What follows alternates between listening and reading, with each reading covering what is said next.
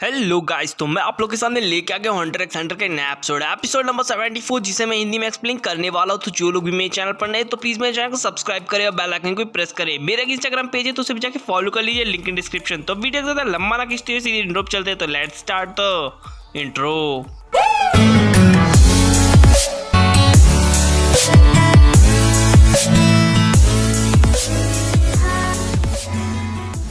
मुझे आप लोगों से कुछ बात करनी थी। तो क्या प्लैटिनम एंड का मांगा आप लोग एक्सप्लेनेशन सुनना चाहते हैं? अगर सुनना चाहते हैं तो कमेंट में बताइएगा। तो वीडियो पर चलते हैं, जहां पास गॉन और बॉमर की काफी अच्छी फाइटिंग चल रही होती है।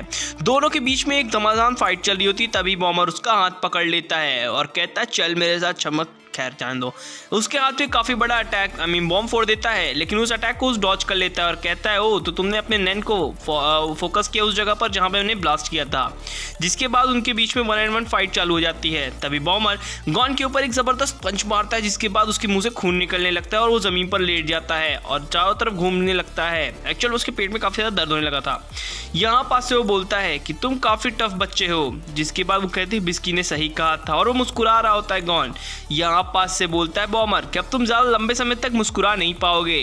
जिसके बाद उन दोनों के बीच में फिर से फाइटिंग होना चालू होती है और वो बोलता है कि अब कुछ ही सेकंड्स में तुम हेल में पहुंच जाओगे बच्चे, और वो भेजने वाला कोई और नहीं मैं ही रहूंगा।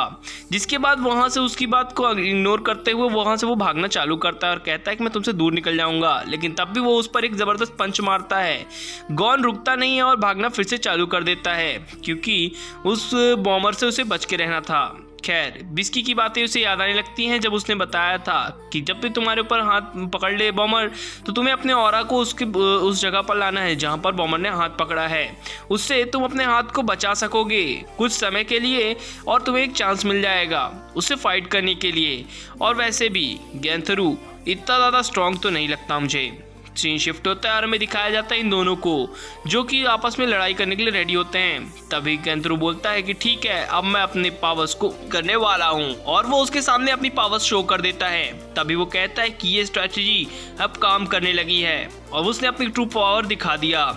तभी वो कहता है कि सच में अगर तुम्हारे अंदर काफ़ी ज़्यादा टैलेंट है लेकिन तुम बेवकूफ़ भी हो। तभी उसे बिस्की की बात याद आने लगती है कि अपने दोनों हाथों को उसके हाथों पे मत आने देना, और वो रेड लाइट जब दिखने लगे तो समझ जाना कि वो बॉम्ब का यूज़ करने वाला है। तो अभी वो कहता है गैंथरू को कि तुम अब सरेंडर कर दो।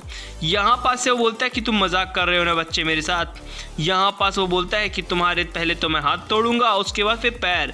यहाँ पास से वो दोनों आर्म्स को पकड़ लेता है उसके और काफ़ी बड़ा ब्लास्ट करता है, लेकिन गैंथरू जब उसकी आंखों में देखता है तो उसे चक्कर से आने लगते हैं। कहता है कि ये मुझे क्या हो रहा है, उस बच्चों की आंखों में ऐसा क्या था कि जो मुझे चक्कर दिला रहा है, और उसके मुंह से काफ़ी ज़्यादा खून की उल्टियाँ करना चालू कर देता है।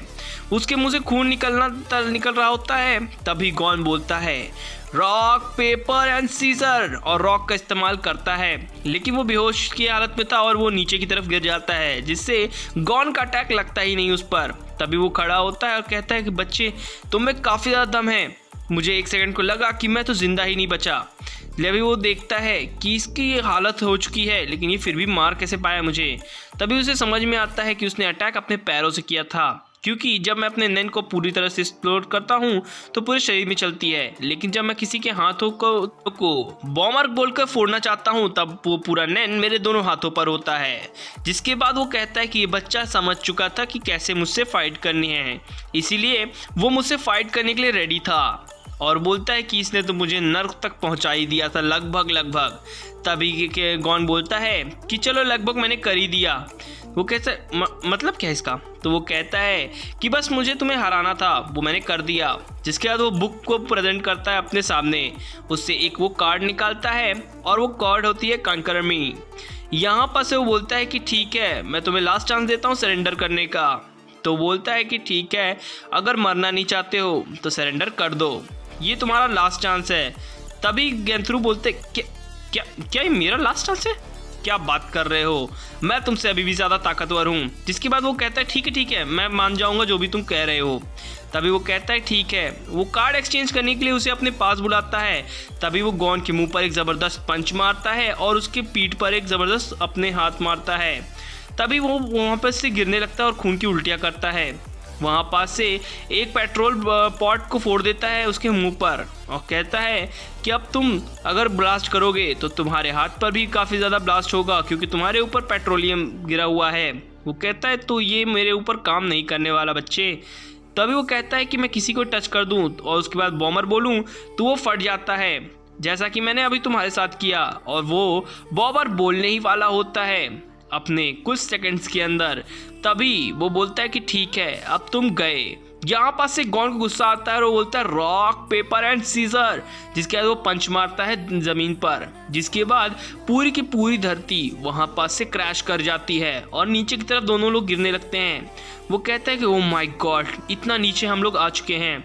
सामने देखता है तो गॉन है ही नहीं। वो कहता है कि वो बच्चा कहाँ गया, जिसके बाद वो पीछे देखता है तो वो सुरंग के पास खड़ा होता है और उसके हाथ में एक कार्ड होता है। वो कार्ड को उसकी तरफ दिखाकर फेंक देता है बाहर की तरफ और वो कार्ड जैसे ही सूरज की रोशनी की कांटेक्ट में आता है तो वो एक बड़ा सा पत्थर बन जाता है और कहता है gone reverts to an item. तभी वो मतलब बड़ा सा कार्ड पत्थर में कन्वर्ट हो जाता है। गैंथुरु ये देखकर मौका पाता है और वो भाग जाता है। वो पत्थर पूरे के पूरे उस बड़े से होल पे घुस जाता है। गैंथुरु अभी भी जिंदा होता है और कह रहा होता है कि मैं बच गया, थैंक गॉड। यहाँ पास से गॉन आता है और कहता है रॉक पेपर एंड सीजर। फिर रॉक का इस्तेमाल करता है उसके पेटों पर। पेट पर पड़ते ही उसके पंच वो कहता है कि ठीक है मैं सरेंडर करता हूँ। यहाँ पास से हमें दिखाया जाता है गैंथुरु को जो कि वहीं पर बेहोश पड़ा होता है। दिखाया जाता है गॉन को जो कि उस जगह से निकलता है और नाम लेता है बिस्की का। वो निकलते हैं और आँख खुलती है बॉमर की और वो तीनों तरफ देखता है तो उसके दोनों दोस्त खड़े होते हैं। तभी वो बाइंडर को समन करते हैं यानी कि बुक को, जिससे वो लोग कहते हैं आर्क ऑफ एंजल को बुलाना चाहिए। तभी यहाँ पास से बॉमर कहता है कि तुम टेंशन मत लो, मेरे पास एक क्लोन कार्ड है जिसका मैं इस्तेमाल करूंगा तुम पर और तुम ठीक हो जाओगे। तभी वो बिस्की बताती है कि मुझे पता है कि तुम्हारे पास 6 कॉपीज़ हैं। तो वहाँ पास से वो बोलती है कि ठीक है हमें अब करना चाहिए। बाद वो बुला लेते हैं आर्क ऑफ एंजल को और वो बोलती है कि अपने विश मांगो। वो लोग बोलते हैं कि ठीक है आप गॉन को ठीक कर दो, जिसके बाद गॉन का हाथ रीजनरेट हो जाता है और उसकी सारे के सारे घाव भी भर जाते हैं और वो खुश हो जाता है और कहता है कि वाओ मैं ठीक हो गया। तभी बिस्की बोलती है ठीक है अब ये extra arc of angel card बचा है तो हम तुम्हारे दोस्त पर इस्तेमाल करेंगे। और वो same as it is boomer के दोस्त को भी ठीक कर देते हैं। तो अब बारी थी किलुआ की, लेकिन जैसे ही वो क्लोन कार्ड का इस्तेमाल करते हैं वो क्लोन कार्ड वहाँ पास से टूट के बिखर जाता है। तभी वो कहते हैं कि ये कैसे हो गया। बताता है कि वहाँ पर हमने काफ़ी सारे कॉपीज बना ली थी आर्क ऑफ एंजल की, जिसकी वजह से वो ख़त्म हो गया। अभी वहाँ पर एंट्री लेता है गॉनक्यू। एक्चुअल में इन तीनों ने उसे कॉल करके बुलाया होता है। वहाँ पास से वो प्रेजेंट होता है और अपने बारे में हर चीज़ बताना चालू करता है कि मैं एक असैसियन हूँ, सेम इन लोगों की तरह लेकिन इनकी तरह नहीं हूँ। एक्चुअल में वो बताता है कि मैं दोनों तरफ से रिस्क ले रहा था लोगों की ज़िंदगी से। अगर वो उन्होंने सभी प्लेयर्स को मार देते तो मुझे कभी याद ही नहीं आता कि हम लोग इस चीज़ के लिए क्यों आए थे यहाँ पर। वो तीनों अभी भी इस बात को सुन रहे होते हैं। यहाँ पास से बोलता है कि ठीक है अब मुझे रिकवर करने के लिए क्या करना चाहिए।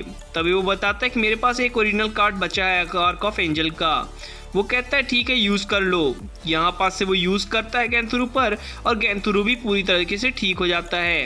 वो बोलता है ठीक है अब हमें मैसेडोरा चलना चाहिए कंपनी कार्ड का यूज़ करके। तभी वो कहता है कि तुम क्या श्योर हो उस जगह पे जाने के लिए। ये तो कहते क्या इसका क्या मतलब है। बोलता है कि मेरे पास ऑलरेडी एक आर्क ऑफ एंजल कार्ड बचा हुआ है, जिसके बाद वो उसे भी हील कर देता है आई मीन किलुआ को। और वो बताता है कि ये मिस्टर बैटेरिया के लिए था। तभी वो बताती है लड़की बोलती है तो मेरे लिए भी एक कार्ड बचा के रखना चाहिए था। वो बोलता है कि ठीक है मेरे पास एक कार्ड बचा है। एक्चुअल में वो अपने पैसे खरीद के देने वाला था। वो बोलती है मुझे पता नहीं था तुम इतने अच्छे हो, हाय तुम एक काफ़ी अच्छे इंसान हो। यहाँ पास से वो बोलता है कि ठीक है लेकिन एक कंडीशन है इस पर। वो बोलता है कि जितने भी स्लॉट रिस्ट्रिक्टेड स्लॉट थे उनमें अपने कार्ड्स डालो। वो बोलते हैं ठीक है। वो एक के बाद एक अपने कार्ड डालना चालू करते हैं 97, 98 एंड 99, जिसके बाद वो बोलते हैं कि अब के पूरे कार्ड हो चुके हैं। सभी लोग खुश होते हैं और उस उस गैजेट की तरफ देखते हैं। उस गैजेट से आवाज़ आती है चुलेशन आपने पूरे के पूरे कार्ड इकट्ठा कर लिए हैं, उन स्लॉट्स में फिलअप कर दिए हैं, तो अब क्विज कंपटीशन होगा ग्रेट आइसलैंड के प्लेयर्स के बीच में। टोटल 100 क्वेश्चंस होंगे, ऐसा ये सभी लोग सुन रहे होते हैं। और प्राइस भी रिलीज होता है #0 कार्ड। यहाँ पास से हर चीज़ वो सुन रहे थे और हिसॉक भी ये चीज़ सुनता है। अभी उस बुक से आवाज़ आती है कि जिसने भी बंदे ने पूरे कार्ड्स इकट्ठा किए हैं वो अपना आंसर दे। तभी वो आसमान की तरफ देखते हैं कि काफ़ी सारे लोग उनके चारों तरफ खड़े हैं और वो लोग फाइटिंग करने के लिए आए होते हैं, उस कार्ड को छीनने के लिए फाइनल स्टेज में। जिसके बाद ये एपिसोड यहीं पर ख़त्म होता है। मैं इसका अगला एपिसोड काफ़ी जल्दी लेके आऊँगा। तब bye and sayonara and thank you for watching my videos and subscribe my channel and thank you.